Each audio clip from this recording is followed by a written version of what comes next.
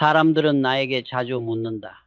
회장님, 부자들은 도대체 어떻게 돈을 쓰기에 그렇게 다릅니까? 나는 잠시 침묵한 뒤 늘 이렇게 대답하곤 했다. 부자는 돈을 버는 법보다 빚을 쓰는 법부터 다르다. 나는 가난한 시절을 오래 겪었다. 사업을 처음 시작했을 때 가진 것은 의지 하나와 신용조차 부족한 이름뿐이었다. 그때 빚이란 단어는 나에게 희망이자 공포였다. 한 푼이라도 빌려야 다음 달 공장을 돌릴 수 있었고, 조금만 삐끗하면 그 빚이 나를 삼켜버릴 수도 있었다. 그 시절 나는 빚의 본질을 깨달았다. 빚은 불이다. 불이 없으면 밥을 못 짓고 새를 녹일 수도 없다. 그러나 불을 잘못 다루면 집을 태우고 생명을 앗아간다. 돈도 마찬가지다. 그것을 어떻게 다루느냐에 따라 인생을 따뜻하게도 만들고 죄로도 만든다. 나는 공장을 세울 때마다 돈이 필요했다. 은행에 가면 담보가 없다고 손사래를 쳤고, 나는 밤새 회계장부를 다시 쓰며 머리를 싸맸다. 그때부터 나는 무조건 빚을 두려워하지 말라는 철학을 세웠다. 다만 무엇에 쓰느냐를 명확히 알아야 했다. 나는 빚을 써서 사람을 고용했고, 기계를 들여왔고, 새로운 기술을 사들였다. 그 빚은 나를 성장시킨 불이었다. 하지만 나는 단 한 번도 그 빚으로 주식을 사거나 유행하는 투기를 한 적이 없었다. 그건 불장난이다. 기업인은 불을 다루는 사람이지 불장난을 하는 아이가 아니다. 요즘 사람들은 쉽게 말한다. 레버리지로 돈을 벌라. 나는 그 말이 얼마나 위험한지 안다. 돈은 확실히 불어난다. 하지만 그 불이 내 밥을 짓는 불인지, 집을 태우는 불인지 구분하지 못하면 반드시 다 죽는다. 인플레이션의 시대에는 화폐 가치가 떨어진다. 이론으로 보면 빚의 부담은 줄어든다. 많은 이들이 여기서 착각한다. 지금이 빚내서 살 때다. 하지만 나는 묻고 싶다. 그 빚으로 무엇을 살 것인가? 소비인가, 자산인가, 미래인가? 나는 빚으로 소비한 사람을 많이 봤다. 처음엔 잘 나가지만 결국 숨이 막힌다. 반대로 빚으로 생산수단을 가진 사람은 살아남는다. 공장, 기술, 사람, 지식, 그것이 부자의 토대다. 부자는 돈을 태워버리는 데 쓰지 않는다. 돈이 다시 돈을 낳는 구조를 만드는 데 쓴다. 젊은 시절 나는 돈은 피와 같다고 말했다. 피는 돌지 않으면 썩고 너무 많이 흘리면 죽는다. 빚도 그렇다. 적당히 돌리면 성장의 산소가 되지만 과하게 흘리면 독이 된다. 나는 수많은 위기 속에서도 그 균형을 지켰다. 욕심이 불을 키우려 할 때마다 스스로에게 이렇게 되뇌었다. 지금의 불이 나를 데우는가, 나를 태우는가? 부자는 이 판단을 정확히 한다. 그들은 돈을 두려워하지 않지만 돈 앞에서 절대 흥분하지 않는다. 그들은 빚을 쓰지만 빚에게 휘둘리지 않는다. 그게 바로 나의 첫 번째 원칙이다. 불은 반드시 손 안에서만 다뤄라. 세상에는 눈에 보이지 않는 두 개의 흐름이 있다. 하나는 돈의 흐름, 다른 하나는 시간의 흐름이다. 이 두 가지를 동시에 이해하는 사람만이 부자가 된다. 나는 평생 이 두 흐름을 읽는 법을 배웠다. 기업을 경영한다는 것은 결국 시간을 이기는 돈의 운용을 뜻한다. 시간은 모든 것을 녹인다. 기계도 기술도 사람의 의지도 다른다. 그러나 시간은 빚의 무게도 함께 녹인다. 그게 바로 인플레이션의 본질이다. 인플레이션을 단순히 물가 상승이라고만 이해하는 사람은 많다. 하지만 나는 이렇게 본다. 인플레이션은 화폐 가치의 붕괴이며 부채 부담의 증발이다. 예를 들어보자. 내가 젊을 때 3억짜리 공장을 세웠다. 그중 2억은 내 돈이고 1억은 은행에서 빌렸다. 세월이 흘러 공장의 가치가 10억이 되었다면 그 1억의 빚은 여전히 숫자로는 1억이지만 실질적으로는 훨씬 가벼워진다. 화폐 가치가 떨어지기 때문이다. 그것이 부자의 시간 감각이다. 가난한 사람은 오늘의 이자를 보지만 부자는 10년 뒤에 화폐 가치를 본다. 나는 늘 이렇게 말했다. 빚은 물가와 싸우는 것이 아니라 물가를 이용하는 것이다. 인플레이션은 무서운 현상이다. 모든 물건의 값이 오르고 서민의 삶은 팍팍해진다. 하지만 그 와중에도 부자는 웃는다. 왜냐하면 그들은 현금을 쌓아두지 않고 화폐가 아닌 자산을 갖고 있기 때문이다. 집, 공장, 기술, 금, 토지, 사람, 이것들은 화폐 가치가 떨어질수록 상대적으로 빛난다. 돈의 가치가 녹을 때 그들은 자산의 가치를 태워 이익을 얻는다. 나는 1970년대 고물가와 고금리의 혼란 속에서도 단 한 번도 현금만 쥐고 버틴 적이 없었다. 그 시절 수많은 기업이 주저앉았지만 삼성은 설비를 확충하고 기술을 샀다. 다른 기업이 돈을 아낄 때 나는 오히려 시간을 사는 투자를 했다.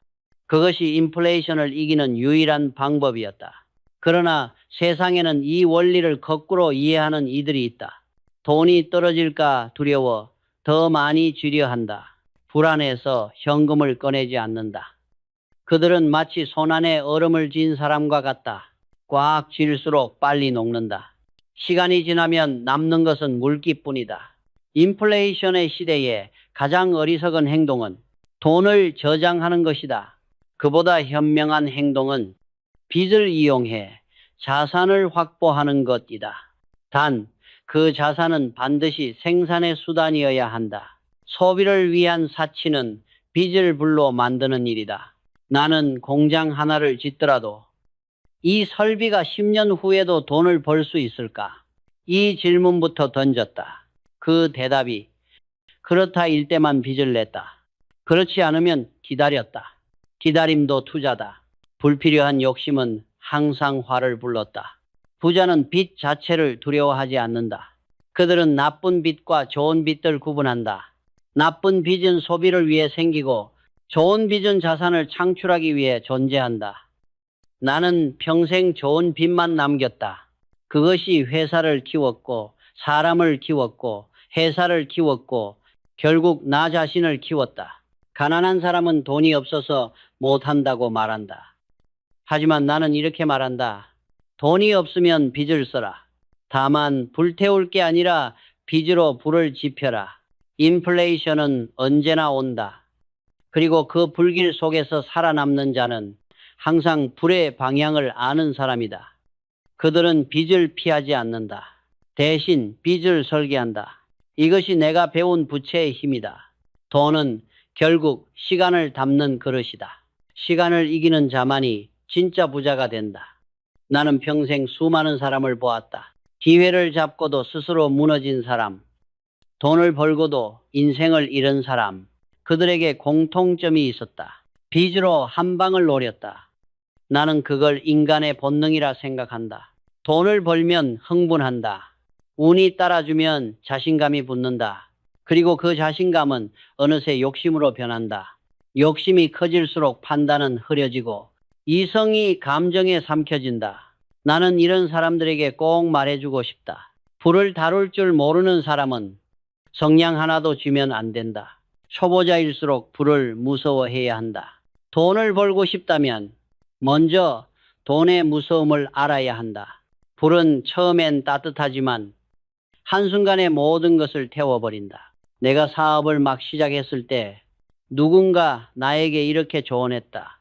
이 회장, 지금 같은 물가에 이자도 싸고 빚을 많이 내면 더 큰 공장을 지을 수 있어. 그 말은 맞는 말이었다. 하지만 나는 그때 이렇게 대답했다. 지금의 나로 그 부를 감당할 수 있을까? 빚은 기회이자 시험이다. 그릇이 작은 사람이 큰 빚을 지면 그 빚은 그 사람의 인생을 깨뜨린다. 돈은 항상 그 사람의 그릇만큼만 따라온다.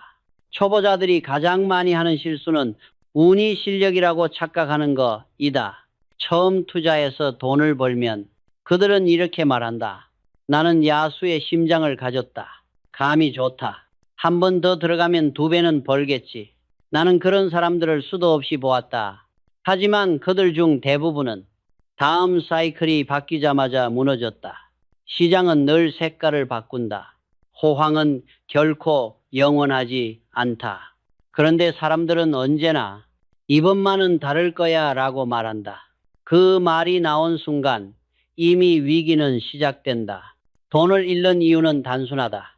시장보다 자신을 더 믿기 때문이다. 자신의 감각, 감정, 확신이 시장보다 크다고 착각한다. 그 착각이 바로 함정이다. 나는 경영을 하며 늘 이런 생각을 했다. 지금이 내 전성기라면 이미 위험의 문턱에 서 있다. 돈이 잘 벌릴 때일수록 더 두려워해야 한다. 기업도 사람도 위기는 항상 자만의 순간에 찾아온다. 그래서 나는 평생 분산과 속도 조절을 강조했다.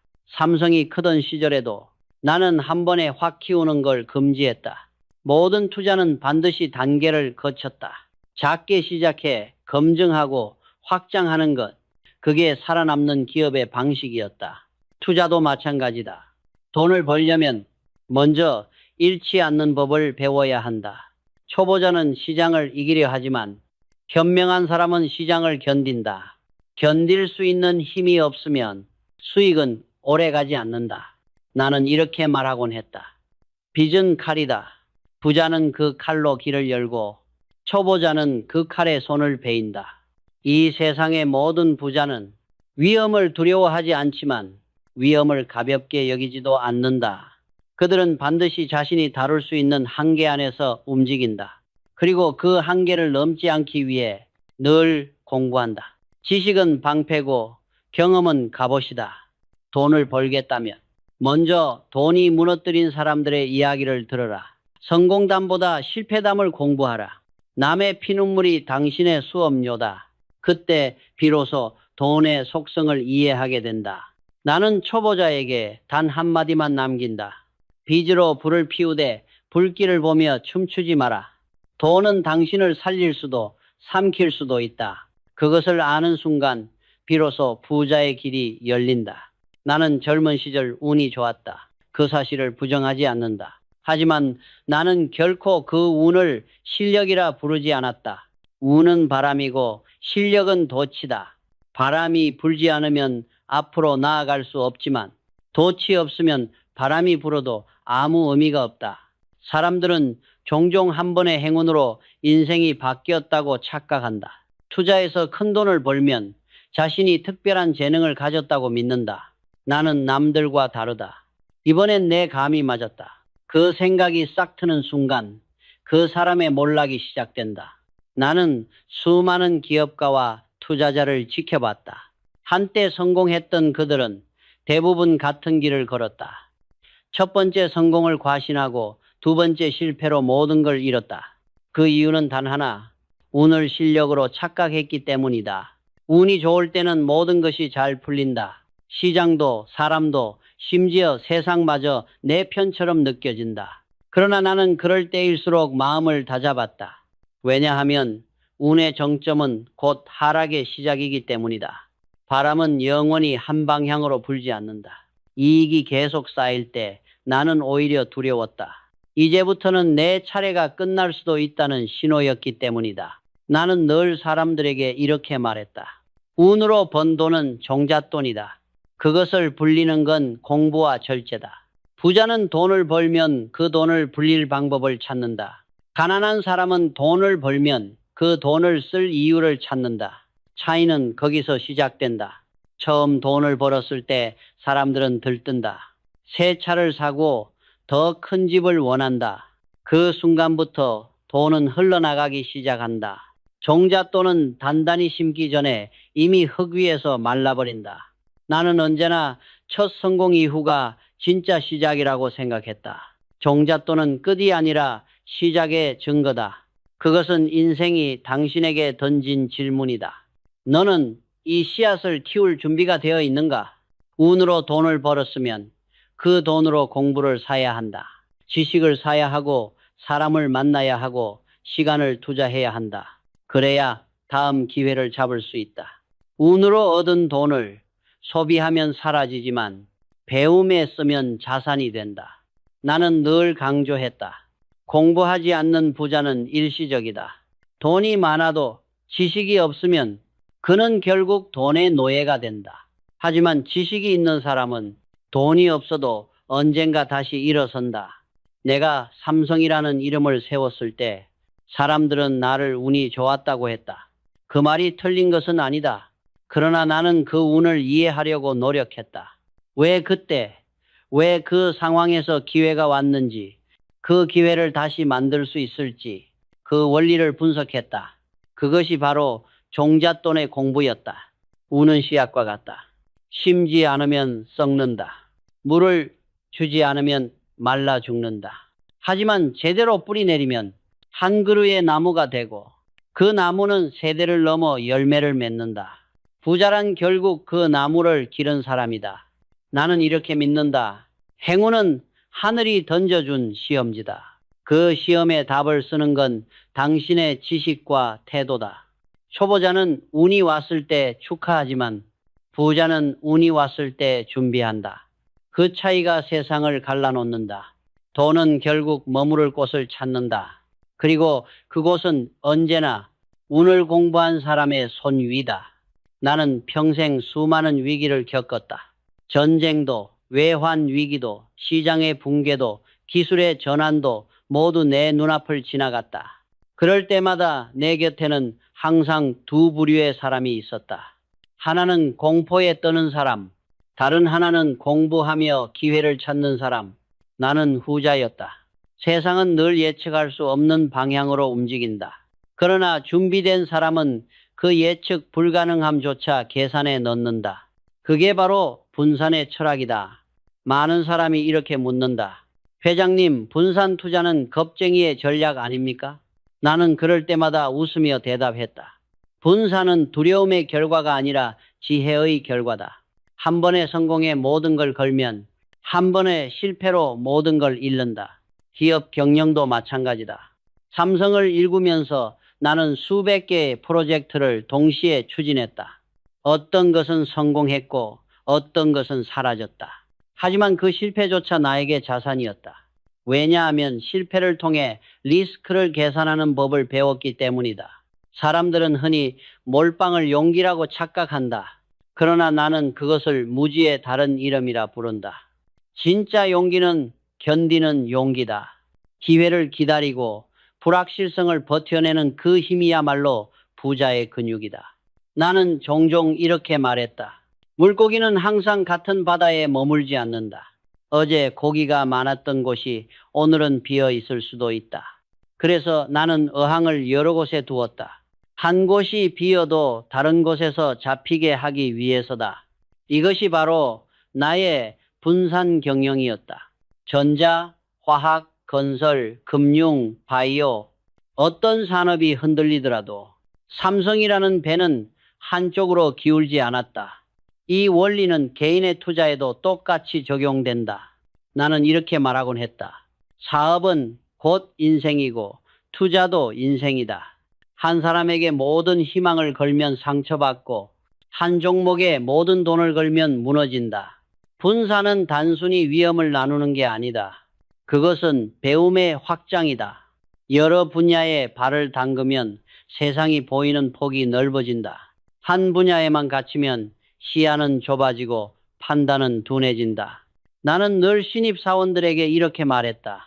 한 길만 파지 말고 여러 길을 걸어라. 세상은 생각보다 넓고 기회는 생각보다 다양하다. 분산은 곧 스터디다. 공부하지 않는 사람은 분산할 수 없다. 왜냐하면 무엇을 분산해야 하는지를 모르기 때문이다. 어떤 자산이 서로 연관되어 있고 어떤 시장이 언제 움직이는지 그 상관관계를 이해해야만 진짜 분산이 가능하다. 나는 인생을 경영하듯 투자해야 한다고 믿는다. 무지무지 위에 세운 집중은 도박이지만 지식 위에 세운 집중은 전략이다. 그래서 나는 늘 지식을 쌓았다. 하루도 빠짐없이 신문을 읽고 시장의 변화를 기록했다. 기술 트렌드, 환율, 인플레이션, 인구 구조, 교육 수준, 이 모든 것이 결국 돈의 흐름과 연결되어 있었다. 사람들은 부자에게 비결을 묻는다. 하지만 진짜 부자의 공통점은 단 하나다. 그들은 매일 공부한다.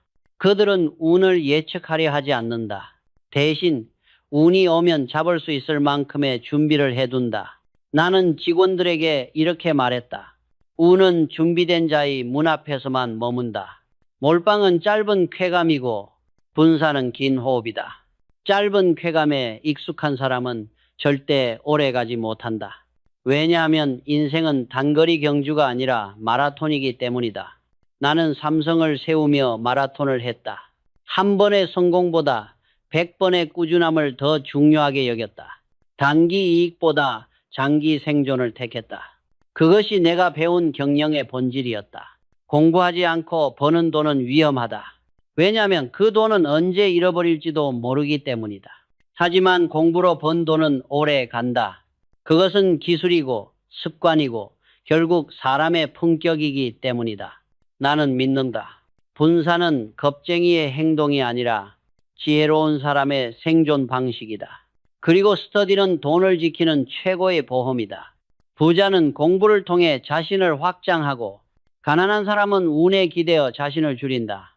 결국 인생의 크기는 얼마나 벌었느냐가 아니라 얼마나 배우고 얼마나 나눴느냐로 결정된다.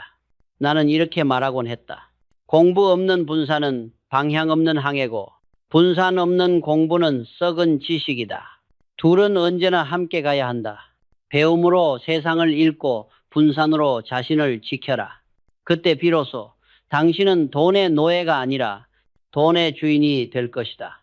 나는 평생 돈과 함께 살았다. 그러나 지금 돌아보면 돈이 내 인생을 지배한 적은 단 한 번도 없었다. 나는 돈을 다뤘을 뿐이다. 그리고 그 차이가 부자와 빈자를 가른다. 많은 사람이 이렇게 말한다. 회장님, 부자의 비밀은 뭡니까? 나는 그 질문에 수백 번 답했다. 그러나 매번 결론은 같았다. 부자는 돈을 쓰는 법이 다르고 위기를 해석하는 방식이 다르다. 가난한 사람은 돈이 생기면 불안해한다. 그들은 돈이 떠날까 두려워 손에 꽉 쥐고 움켜쥔 채 잠을 못 잔다. 그러나 부자는 돈이 떠나도 두렵지 않다. 왜냐하면 돈이 돌아올 길을 알고 있기 때문이다.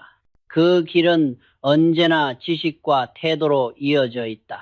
나는 돈을 모으는 것보다 돈을 다루는 법을 배우는데 평생을 썼다.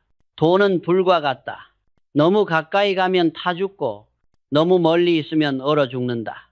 적당한 거리, 그 균형을 잡는 게 부자의 철학이다. 젊은 시절 나는 빚에 쫓기며 살았다. 그때는 하루가 지옥 같았다. 하지만 시간이 지나며 깨달았다. 그 고통이 나를 단련시켰다는 것을. 빚이 나를 약하게 만든 게 아니라 그 빚을 감당하려는 과정이 나를 강하게 만들었다. 그래서 나는 빚을 두려워하지 않는다. 나는 빚을 통해 성장했고 위기를 통해 배웠고 실패를 통해 돈보다 소중한 것을 얻었다. 그것은 바로 판단의 힘이었다. 부자는 숫자를 보고 판단하지 않는다. 그들은 숫자 뒤의 흐름을 읽는다. 돈의 흐름, 사람의 흐름, 시대의 흐름. 이 세 가지를 읽는 자만이 위기를 기회로 만든다. 나는 수많은 위기를 직접 겪었다. 그때마다 나는 나 자신에게 물었다. 이 상황을 두려워할 것인가? 아니면 배울 것인가? 나는 언제나 후자를 선택했다. 위기는 늘 새로운 문을 열었다. 그 문을 연 열쇠는 돈이 아니라 공부와 태도였다. 돈은 결국 사람의 거울이다. 그 사람의 인내, 습관, 사고방식이 그대로 돈의 움직임으로 드러난다. 조급한 사람은 돈도 조급하게 쓰고 느긋한 사람은 돈도 오래 머문다. 그래서 나는 직원들에게 자주 말했다. 돈을 벌기 전에 마음을 다스려라. 마음이 흔들리면 돈은 반드시 떠난다. 부자가 되는 길은 멀고도 단순하다. 빚을 두려워하지 말고 그 빚을 감당할 만큼 자신을 키워라. 행운을 맹신하지 말고 그 행운을 분석할 만큼 공부하라. 몰빵을 하지 말고 그 대신 세상을 넓게 바라보라. 그리고 마지막으로 돈을 사랑하지 말고 존중하라. 나는 인생의 마지막 순간까지 돈이 무엇인지 스스로에게 물었다. 그리고 한 가지 진실만은 분명히 말할 수 있다. 돈은 사람을 드러내는 도구이지 사람을 만드는 재료가 아니다. 진짜 부자는 돈이 많아서 부자가 아니라 돈 앞에서 흔들리지 않기 때문에 부자다.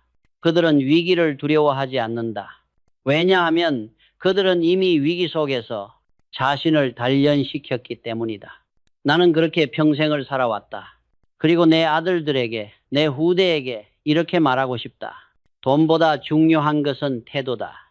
태도보다 중요한 것은 배움이다. 배움보다 중요한 것은 사람이다.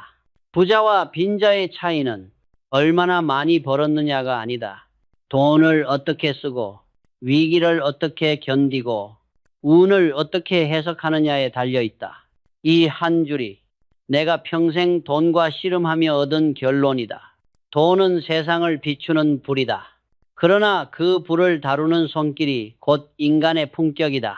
인간의 품격이다. 인간의 품격이다. 인간의 품격